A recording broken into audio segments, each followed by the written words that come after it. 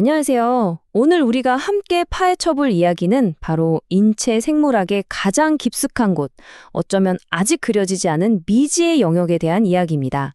바로 프리모 혈관계입니다. 자, 한번 상상해 보세요. 우리가 아는 혈관계, 림프계 말고 제3의 순환계가 우리 몸속을 흐르고 있다면요? 바로 이 질문에서 오늘 이야기는 시작됩니다. 이게 과연 무슨 이야기인지 지금부터 한번 깊숙이 들어가 보죠.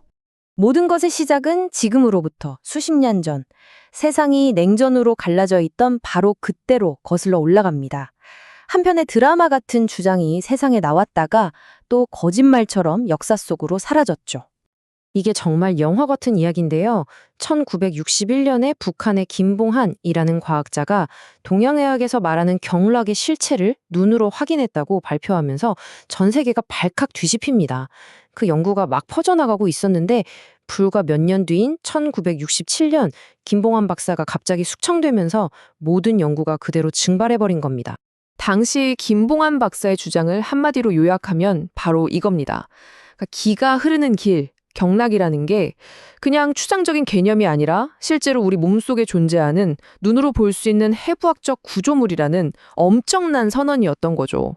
하지만 아시다시피 시대가 시대였던 만큼 그의 연구는 정치적인 이유 때문에 주류 과학계에서 제대로 검증받지도 못하고 그냥 냉전 시대에 있었던 이상한 해프닝 정도로 취급받으면서 수십 년간 잊혀졌습니다.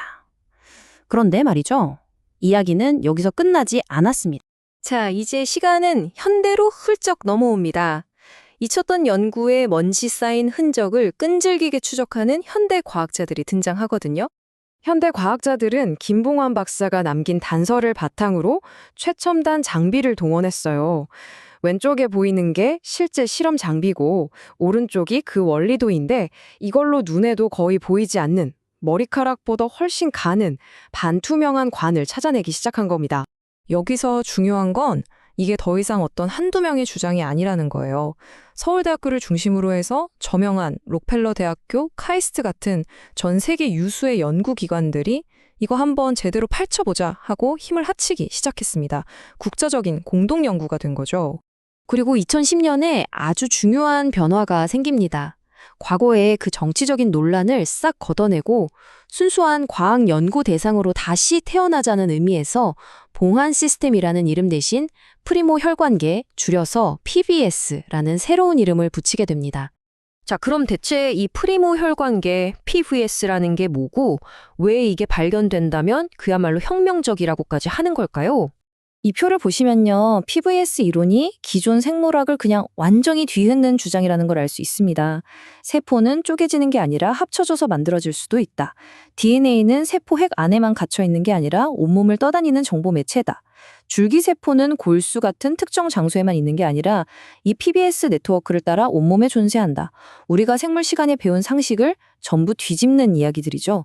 PBS의 기능을 이해하려면 꼭 알아야 할 개념이 바로 이 바이오포톤, 우리말로 생체 광자입니다. 이게 뭐냐면요. 놀랍게도 우리 몸에 살아있는 모든 세포는 아주 미세한 빛을 내뿜고 있다는 겁니다. 과학자들은 이 빛이 그냥 나오는 게 아니라 세포들끼리 정보를 주고받는 중요한 신호일 거라고 보고 있어요. 서울대 소광섭 교수의 이 말이 PBS 연구의 핵심을 딱 짚어주는데요. PBS가 우리 몸속에 광 케이블 같은 역할을 하고 수천 년간 동양에서 말해온 기라는 것의 실체가 바로 이 광 케이블을 타고 흐르는 DNA 정보와 바이오포톤, 즉 생명의 빛이라는 겁니다. 정말 대단한 통찰 아닌가요? 자, 이제 순수 과학의 영역을 넘어서 이 놀라운 연구가 어떻게 실제 비즈니스와 기술로 연결되고 있는지 한번 들여다보겠습니다. 그 중심에 바로 민트바이오라는 스타트업이 있습니다. 이 회사는 수십 년간 쌓인 PBS 연구 결과를 그냥 논문으로만 놔두는 게 아니라 이걸 이용해서 실제로 사람의 병을 진단하고 치료할 수 있는 기술과 제품으로 만들고 있는 거죠. 와, 이 숫자 하나가 사실 모든 걸 말해주죠. 2021년 말 기준으로 총 자산이 무려 855%나 늘었다는 건데요.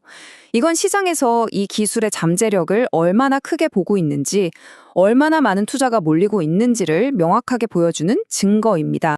민트바이오의 전략을 보면 굉장히 체계적이에요. 미국, 일본, 한국처럼 핵심 시장의 특허부터 딱 확보하고요.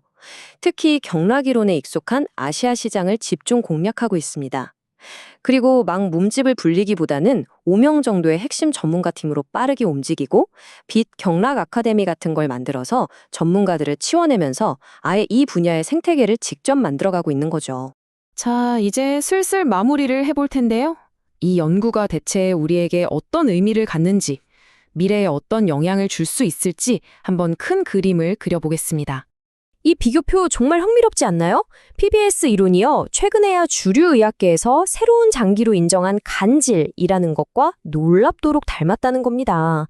이 간질도 원래는 그냥 별 의미 없는 조직 사이의 공간으로 여겨졌다가 알고 보니 온몸에 체액이 흐르는 중요한 고속도로라는 게 밝혀졌거든요. 어쩌면 PBS도 이 간질의 일부이거나 혹은 그와 연결된 또 다른 차원의 네트워크일지도 모르는 거죠. 만약에 PBS의 존재가 완벽하게 입증된다면 그 파급력은 정말 상상을 초월할 겁니다. 첫 번째, 당장 의대생들이 보는 해부학 교과서부터 새로 써야 해요. 두 번째, 이 보이지 않던 시스템을 들여다볼 수 있는 완전히 새로운 진단 장비 시장이 열리겠죠. 그리고 마지막으로 바로 이 PBS를 타겟으로 하는 혁신적인 신약이나 치료법들이 쏟아져 나오면서 의학의 패러다임 자체가 바뀔 수 있습니다. 결국 이 모든 연구가 향하는 최종 목표는 바로 이겁니다. 그동안 뭔가 신비주의처럼 느껴졌던 에너지 의학, 기치료 같은 개념들을 이제는 데이터로 측정하고 숫자로 분석할 수 있는 진짜 과학의 영역으로 끌어들이는 것. 이것이 PBS 연구가 꿈꾸는 미래입니다. 한때 잊혔던 이론에서 시작해서 지금은 최첨단 바이오 벤처의 핵심 기술이 되기까지의 여정을 돌아봤습니다. 이 모든 걸 보고 나니 이런 질문을 던지게 되네요. 우리가 그동안 완벽하다고 믿어왔던 인체의 지도는 혹시 아직 그려지지 않은 거대한 신대륙을 남겨두고 있는 건 아닐까요?